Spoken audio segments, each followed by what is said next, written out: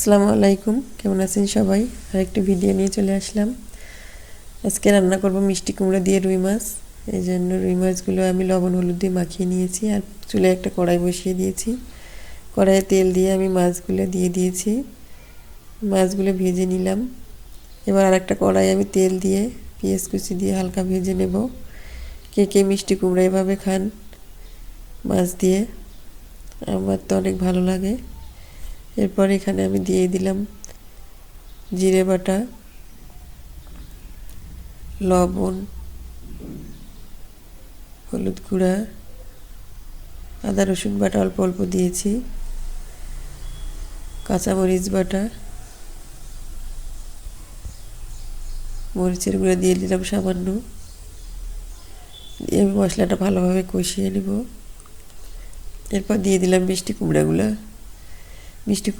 দিয়ে আমি ভালোভাবে এটা কষিয়ে নেব।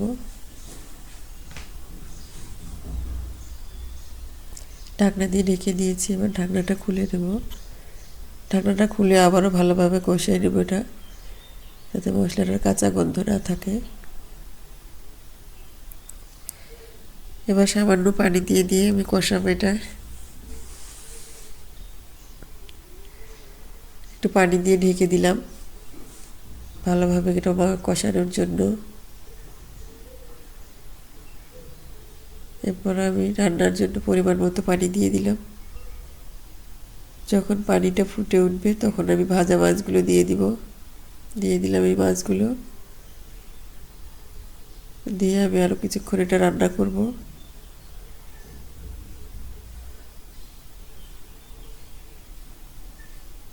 কারা কারা এইভাবে খান কমেন্টে জানাবেন। এটা খেতে কিন্তু খুবই মজার হয়। যে আমার রান্নাটা শেষ।